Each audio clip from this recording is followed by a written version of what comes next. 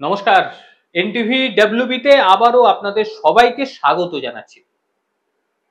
Drone, আর এই drone যুদ্ধক্ষেত্রে যে কতটা এফেক্টেড তার প্রমাণ ইদানিং কালের যুদ্ধতে খুব ভালোভাবে লক্ষ্য করা গেছে।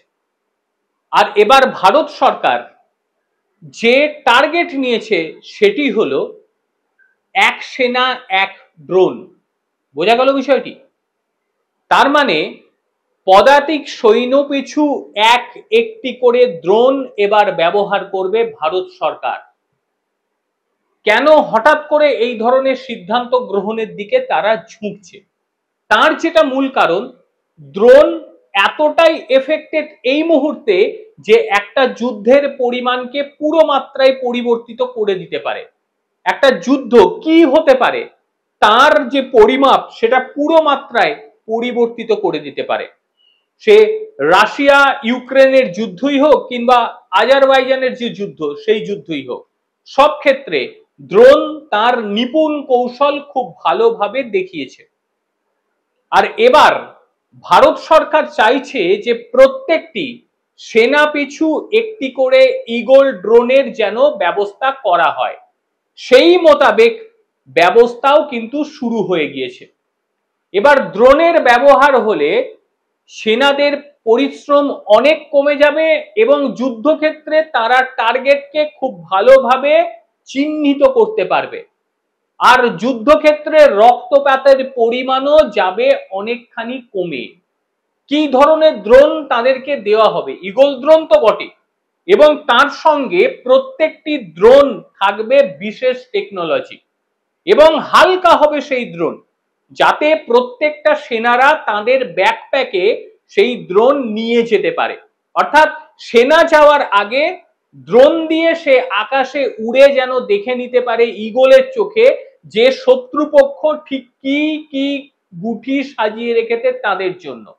ইতিমধ্যে উপযুক্ত ব্যবস্থা কি কি গ্রহণ করা দরকার সেটাও নেওয়া হয়েছে, এবং একই সঙ্গে যে ড্রোন তাদেরকে দেওয়া হবে সেই ড্রোন নিজেই কিন্তু কিল করতে পারবে। অর্থাৎ তার মধ্যে অস্ত্র দেয়া হবে এবং সেই অস্ত্র কমান্ড অনুযায়ী কাজ করবে।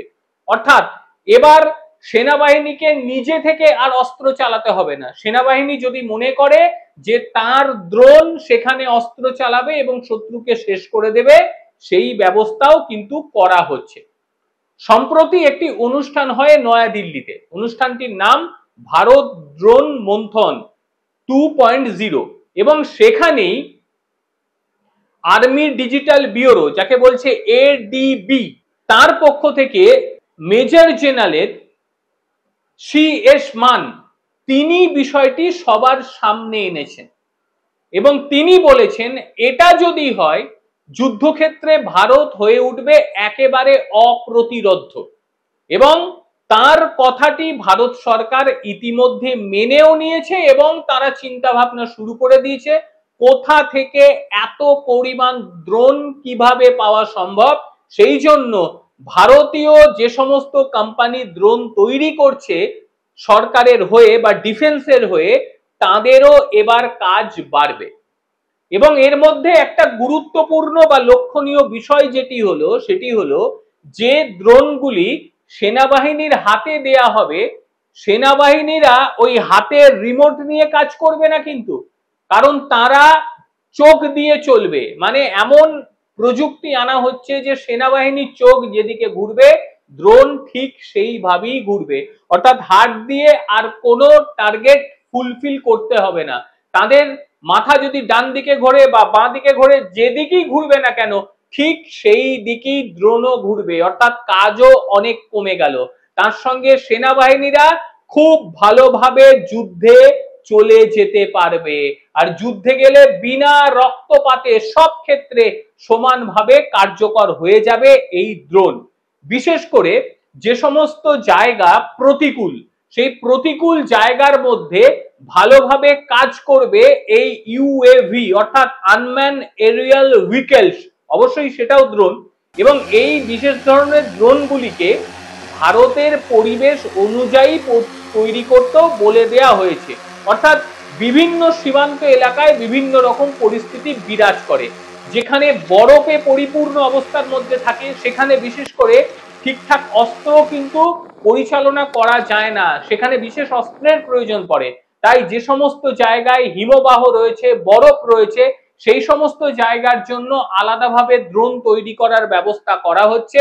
এবং তার সঙ্গে মরুভূমি এলাকায় এবং এলওসি বা এলএসি যেমনই বলি আমরা, সেই সমস্ত জায়গায় একেবারে মরুভূমি যেখানে রয়েছে সেইখানে কাজ করার জন্য অন্য ধরনের ড্রোনকে ব্যবহার করা যেতে পারে। কিংবা যে সমস্ত জায়গায় একেবারে কর্দমাক্ত পরিস্থিতি রয়েছে সেই কর্দমাক্ত পরিস্থিতিতে এই ড্রোন খুব ভালোভাবে কাজ করতে পারবে এবং সেনাবাহিনী তারাও খুব ভালোভাবে এটা নিয়ে কাজ করে নিজেদের যে সাফল্য সেটা সামনে নিয়ে আসতে পারবে। কারণ ড্রোন যুদ্ধক্ষেত্রে কতটা প্রয়োজন তার প্রমাণ কিন্তু পাওয়া গিয়েছে রুশ ইউক্রেন যুদ্ধে। একইভাবে আর্মেনিয়া আজারবাইজানের যে যুদ্ধ, সেই আর্মেনিয়া আজারবাইজানের যুদ্ধেও কিন্তু ড্রোন অনেকখানি পথকে প্রশস্ত করে দিয়েছে, জেতার পথকে প্রশস্ত করে দিয়েছে। রক্তপাতের পরিমাণও কিন্তু এই ড্রোন থাকার জন্য অনেকখানি কমে গিয়েছে। তবে বিরাট পরিকল্পনা, এই বড় ধরনের পরিকল্পনা নেওয়ার ফলে কতদিনের মধ্যে প্রত্যেকটি সেনাবাহিনীর হাতে ড্রোন পৌঁছবে সেটাই এখন দেখার বিষয়। ড্রোন হবে হালকা, যেগুলো বলে দেয়া হয়েছে যে ড্রোনকে করতে হবে হালকা, সেটা যেন প্রত্যেকটা সেনাবাহিনী হাত দিয়ে ওড়াতে পারে, খুব সহজে ওড়ানো যায় সেই বিষয়টিকেও নিশ্চিত করতে হবে। এবং সেনাবাহিনীর যে ব্যাকপ্যাক, সেই ব্যাকপ্যাকের মধ্যে ড্রোন যাতে সঠিকভাবে থাকে এবং খুব সহজে সেটা যেন উড়ে যেতে পারে সেই ব্যবস্থাও কিন্তু করতে হবে। এবং একই সঙ্গে ড্রোনের মধ্যে থাকছে এআই ফিচার, সেই এআই ফিচার্স যে সেনাবাহিনী বা সেনার হাতে ড্রোন থাকবে সেই সেনার চোখের ইশারায় কিন্তু চলবে সেই ড্রোন, অর্থাৎ যেদিকে চোখ ঘুরবে ড্রোনও কিন্তু ঠিক সেইভাবেই ঘুরবে। অর্থাৎ বোঝা যাচ্ছে যে ঠিক কোন টেকনোলজি তারা নিয়ে আসছে। এবার আপনারা আমাকে বলুন যে এইভাবে প্রত্যেকটি সেনার হাতে যখন ড্রোন দিয়ে দেয়া হবে সেই ক্ষেত্রে তাদের দৃষ্টিশক্তি ঠিক কতটা অগ্রগতি হয়ে যাবে একবার ভাবুন। একজন সেনা যখন সামনে হেঁটে যায়, পদাতিক সেনার কথাই বলছি, তার দৃষ্টি তো খুব বেশি দূরে যাওয়ার কথা নয়, কিংবা তার বাইরে কি হচ্ছে, কোন বিপদ তার জন্য অপেক্ষা করছে সেটা সে বোঝার মতন কোন রকম উপায় থাকে না। কিন্তু সেই সেনা যখন নিজের পিঠে থাকা ড্রোনটি আকাশে উড়িয়ে দিয়ে দেখবে তখন কিন্তু বুঝে যাবে যে কি হচ্ছে, অপর প্রান্তে কি রয়েছে, তার জন্য কি বিপদ রয়েছে। যদি সে মনে করে যে না, সেই বিপদটিকে আমি আকাশে আমার ড্রোনকে দিয়েই শেষ করে দিতে পারবো, সে নিজে থেকেই সেই ড্রোনকে নির্দেশ দেবে যে তুমি সেখানে গুলি চালাও কিংবা সেটাকে লেজার ট্রিটমেন্ট করে শেষ করে দাও। এবার থেকে যুদ্ধ কৌশল বা রণকৌশল ভারতবর্ষ পুরো মাত্রায় পরিবর্তিত করে দিচ্ছে। কারণ এইবার কিন্তু সেনাবাহিনী পাঠিয়ে কিছু কাজ হবে না, এবার কাজ হয়ে যাবে ওই ড্রোনকে পাঠিয়ে। সেনাবাহিনী চুপচাপ বসে থাকবে, প্রত্যেকটা সেনার জন্য এক একটা ড্রোন, সেই ড্রোনগুলো কিন্তু শত্রুপক্ষের দেশে বা শত্রুপক্ষের ভূমিতে ঢুকে গিয়ে একেবারে রসাতল পরিস্থিতি কাঁপিয়ে দিয়ে চলে আসবে।